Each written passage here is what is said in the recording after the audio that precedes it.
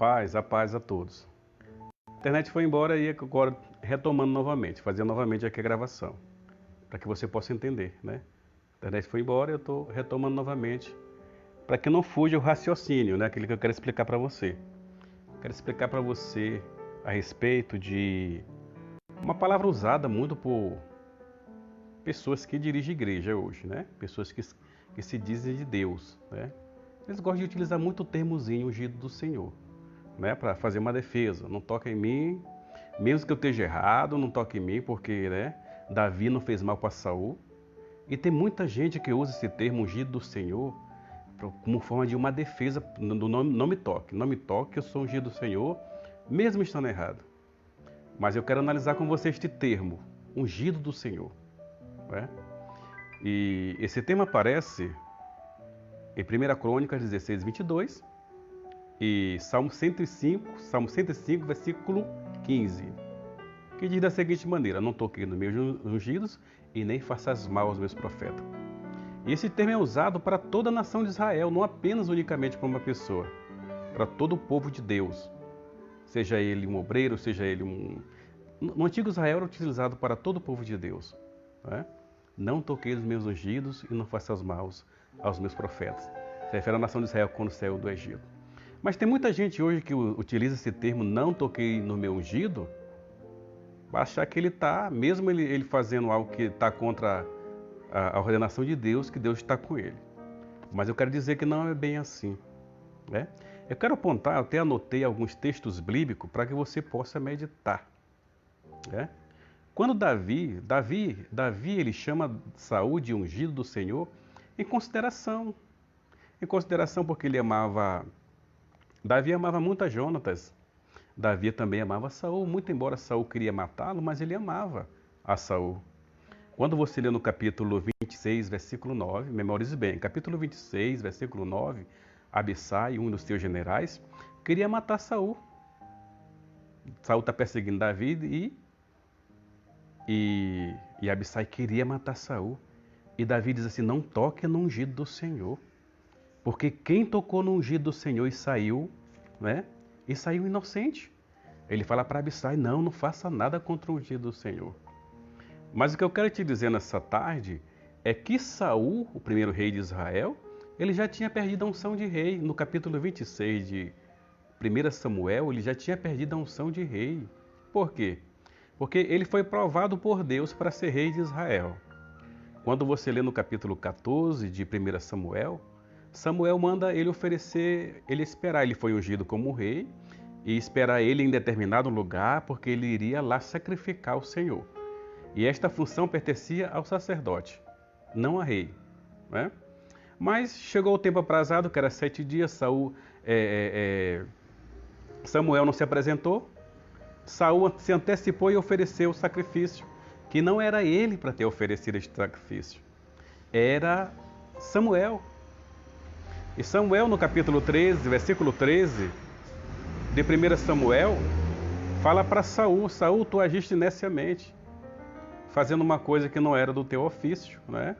E ele diz assim: olha, o Senhor já preparou para si um homem, segundo o seu coração, segundo a sua alma, que será governante sobre o seu povo. E este era Davi, que estava se referindo aqui neste capítulo 13, né? E quando você lê no capítulo 16, capítulo 15, capítulo 16, novamente,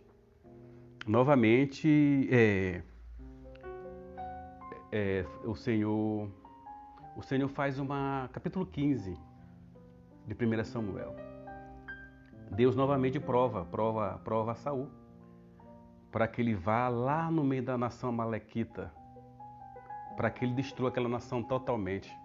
Porque foi uma nação que fez mal para Israel quando saía do Egito. Eles não saíram nem com água nem com pão e ainda mataram algumas pessoas, os mais cansados atrás, que estavam cansados da viagem, eles mataram. E Deus está mandando Saul se vingar deste povo. Mas só que Saul não faz o que Deus mandara. Ele traz o gado, o melhor do gado, ele traz o rei. E Samuel, 1 Samuel 15, 26, Samuel diz para Saul: o Senhor já tem te rejeitado para que não seja rei sobre Israel. Ele foi rejeitado porque na segunda tentativa de que Deus fez com ele, ele fez novamente aquilo que Deus não mandara. E ele foi rejeitado para que não fosse rei. E quando você lê 1 Samuel 16:1, capítulo 16, versículo 1 de 1 Samuel, Deus fala para Samuel: até quando terás dó de Saul, havendo eu o rejeitado para que não seja rei? Encha o teu chifre de azeite e vai na casa de Jessé, porque lá eu tenho me provido de um dos seus filhos para que seja rei sobre a minha nação, né, sobre Israel. E Samuel vai na casa de Jessé. Quando você, no capítulo 16, versículo 13 de 1 Samuel, primeiro livro de Samuel, você pode ler. Pega a sua Bíblia. É muito bom você fazer a comparação bíblica, né? Você vê que Davi ele foi ungido perante os seus irmãos. E a Bíblia diz que a partir daquele momento o Espírito do Senhor se apossou de Davi. Passou a estar com Davi continuamente. E quando você lê em 1 Samuel, no capítulo 16, versículo 14, a Bíblia diz que um espírito mau, o Espírito do Senhor se retirou de Saul e um espírito mau se apoderou dele, o atormentava. Então, quando você lê no capítulo 26, que Davi está poupando a vida de Saul, é por respeito, mas ele não era mais ungido do Senhor. O ungido do Senhor era Davi. Mas Davi não se vingou de Saul. Esperou o tempo de galgar o reino, esperou o tempo de que Deus o colocasse naquela cadeira de rei. E nunca se revoltou contra que ele usava esse termo carinhosamente, por respeito. Não toca no ungido do Senhor. E quando você lê, por exemplo, aí você pode dizer assim para mim, mas irmão Manuel, mas Paulo diz que é para nós respeitar as autoridades constituídas. Né? Irmão Manuel, você está errando porque Paulo manda. E eu gosto muito de Bíblias antigas, de fazer comparações bíblicas, porque é muito importante você comparar textos bíblicos, né? Comparar Bíblia com Bíblia. O hebraico, as línguas em que a Bíblia foi escrita, ela tem uma expressão diferente do nosso português. E é muito importante que você faça a comparação. Né? E quando você lê no capítulo 13 de Romanos, a Bíblia diz que as autoridades são constituídas por Deus, que não há autoridade que não venha de Deus. Mas é muito importante nós lermos o contexto bíblico. No capítulo 13, versículo 6 de Romanos diz assim, é uma Bíblia bem antiga, uma Bíblia de 1959 que eu tenho aqui em casa, ela é chamada Bíblia dos Monges da Bélgica, traduzida para o nosso português. Diz bem assim no versículo 6, e também por esta razão, que pagais os impostos, pois os magistrados são ministros de Deus, quando exercem pontualmente esse ofício. Esses magistrados, essas autoridades, elas são constituídas por Deus quando elas exercem oficialmente, elas desempenham o seu ofício legalmente, respeitando a Deus. É por isso que o apóstolo Pedro se levanta com os apóstolos, né? Em Atos dos Apóstolos, no capítulo 5, versículo 29, o Sinédrio era composto de 71 pessoas no tempo de Jesus. 71 pessoas do Sinédrio era composto, eles eram juízes, judeus, que julgavam a causa de Israel. Eles pediram para os apóstolos parar de falar de Jesus, parar de encher a cidade com aquela doutrina.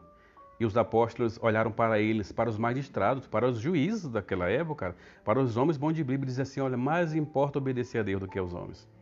Ou seja, quando uma autoridade, mesmo ela sendo evangélica, ela conflita com as coisas de Deus, você não vai se vingar dela, você não vai de encontro a ela, mas você vai importar obedecer a Deus. E no Novo Testamento, quem é o povo de Deus? Quem é este povo ungido de Deus? Quando você, na primeira carta de Pedro, você lê o capítulo 1, versículo 1, Pedro está escrevendo ao povo disperso. Houve uma grande perseguição naquela época, no primeiro século, e Pedro está escrevendo aqueles crentes gentios que foram dispersos. E no capítulo 2, versículo 9 de 1 Pedro, ele está dizendo assim, vós sois a geração eleita, sacerdócio real, nação santa, povo adquirido das trevas. Olha só como é maravilhoso. Ele está falando que nós somos um povo escolhido, reino sacerdotal. Nós somos ungido de Deus. E o apóstolo João, no capítulo 1, versículo 27 da sua carta, ele está dizendo também: vós tendes a unção dos santos e sabeis tudo, e não tem necessidade que ninguém vos ensine, porque a unção que está em vós vos ensina.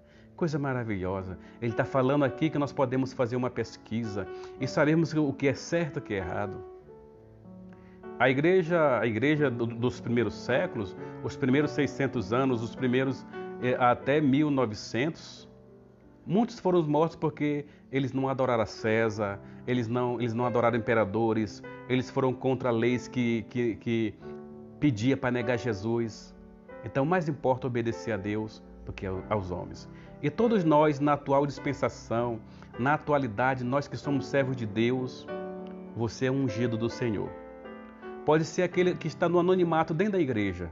Se é uma mulher de oração, se é um homem de oração, se é um homem do jejum, se é uma pessoa que é temente a Deus, é ungido do Senhor. Não são apenas os que estão em frente de obras, eles são ungidos do Senhor. Não se engane.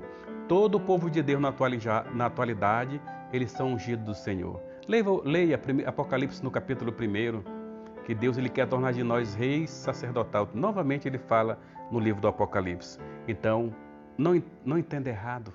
Já fui repreendido por pessoas que eu fui procurar entender o que este termo significa e se refere a todo o povo de Deus. Então, deixa eu abraçar você e medite nos versículos citados. Saul se desviou de Deus, Saul queria matar Davi, ele perdeu a unção, um espírito mau o atormentava, ele matou o sacerdote de Deus. E no final da sua vida, quando você lê o último capítulo de 1 Samuel, Davi está se matando sobre a sua própria espada, porque ele não temia a Deus. Abraça em nome de Jesus.